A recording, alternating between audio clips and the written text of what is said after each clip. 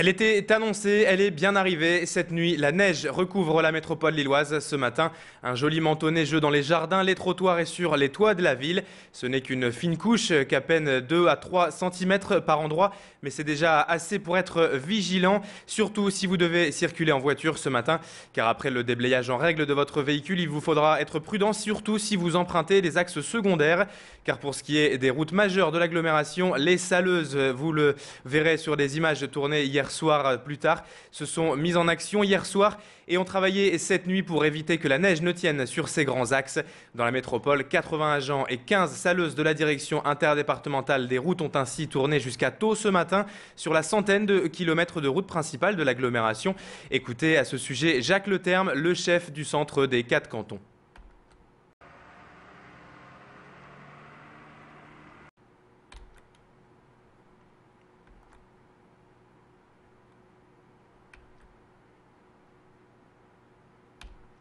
La neige est relativement faible et il n'y a pas d'épaisseur, on met simplement du sel qui fait fondre la neige.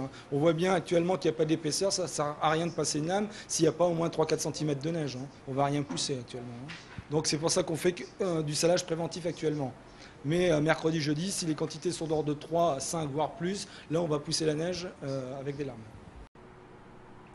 Et bien sûr, ce salage ne doit pas vous empêcher d'être prudent en cette matinée si vous devez prendre la route et d'adapter surtout votre conduite aux conditions climatiques. La météo et cette neige, bien sûr, qui perturbe la circulation et notamment un convoi exceptionnel hier soir à Lille. 6 camions transportant les poutres du Grand Stade devaient partir du port fluvial vers 20 h hier. Mais les conditions météo ont donc perturbé cette opération. Cet acheminement est le plus gros convoi ayant jamais traversé la métropole lilloise. Il sera donc remis à plus tard. Écoutez Damien Caron du groupe Eiffel au sujet de cette annulation. Vu des conditions climatiques de ce soir, la température est inférieure à 0 degré. Les autorités ont décidé de ne pas prendre en charge le convoi. En termes de sécurité, c'est pas une mauvaise chose. Ça ne remet pas en cause toute l'organisation autour des 6 convois, mais ça va repousser l'échéance, ça va créer quelques soucis, mais on reportera ça en temps voulu et au bon moment. C'est une déception, c'est de l'engagement du personnel, c'est de l'engagement en termes de transport. Tout ça, ça a un coût. Maintenant, il faudra voir comment s'arranger.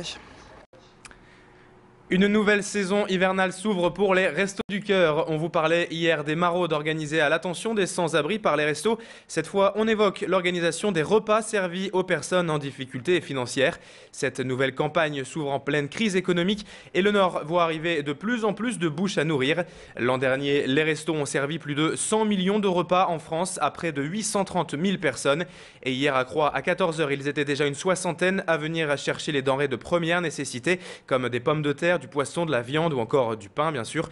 Élodie Bernachon s'est rendue à Croix, rue Créchet, où les bénéficiaires sont venus en nombre dans la salle Schumann. Je vous propose d'écouter Nathalie et Aurore, les responsables du centre de Croix, au micro de notre reporter. Alors les repas en fait sont typés en fonction donc des différentes familles d'aliments qu'on peut retrouver. D'un côté on a donc les protidiques, l'accompagnement, les desserts et les produits lactés. Donc en fonction du nombre de repas auxquels ils ont le droit, les points sont divisés dans ces différentes catégories pour que toutes les familles soient représentées en fait à chaque repas. Un mot de politique à présent. Sébastien Huyghe part en guerre contre les logements insalubres. Il doit présenter aujourd'hui à l'Assemblée nationale une proposition de loi pour lutter contre les marchands de sommeil. Aujourd'hui, en cas d'insalubrité, le préfet ou le maire peut imposer aux propriétaires de faire des travaux. Une démarche qui peut prendre en moyenne jusqu'à 3 ans. Et pour accélérer justement cette démarche, le député de la 5e circonscription du Nord propose notamment une astreinte par jour de retard. Écoutez le député justement du Nord au micro d'Élodie Bernachon. L'objet de ma proposition de loi, c'est d'obliger le propriétaire à faire les travaux lui-même dans le délai qui lui est imparti, donc entre 3 et 9 mois.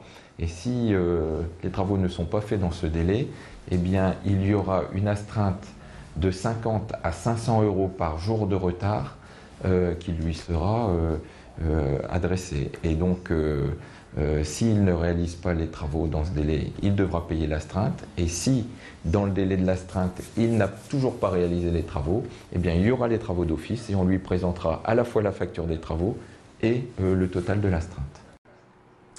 Direction Lille et Notre-Dame de la Treille, à présent, où les PV fleurissent depuis quelques temps.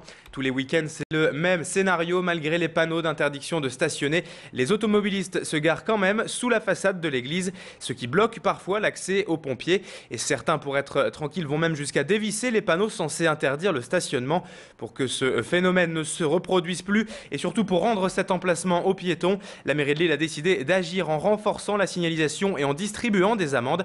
Élodie Bernachon a rencontré hier à ce sujet Roger Vico, l'adjoint à la sécurité à Lille. Il revient sur les mesures prises par la municipalité pour contrer ce phénomène. Nous avons renforcé la signalisation sur l'interdiction de stationner et nous avons verbalisé. Alors je le regrette, c'est-à-dire que nous avons été obligés de réprimer, mais à un moment donné, dans ce domaine-là comme dans d'autres, la responsabilité individuelle, il faut peut-être la titiller un peu. Reconnaissez qu'il est dommage d'en arriver à ça et d'en arriver à une espèce de jeu du chat et de la souris avec des citoyens qui finalement ne souhaitent pas respecter les règles qui s'appliquent à tous. Enfin, pour clore ce journal, on parle des pissenlits, une herbe sauvage mais aussi une œuvre d'art signée Alix Petit, lauréate du concours Bicycle Art of the Move, un concours lancé par la Fondation d'art Auxilane. Vous avez peut-être été étonné de voir ces fleurs situées sur le périphérique sud aux portes de Lille. Elles trônent en effet à l'entrée de la ville, comme pour rappeler que le vélo a toute sa place dans le monde qui nous entoure. À 12 mètres de hauteur, cette œuvre magistrale dédiée à la passion du vélo a nécessité pas moins de 296 roues. C'est la fin de cette édition, merci de l'avoir suivi. A tout de suite pour la météo et le trafic.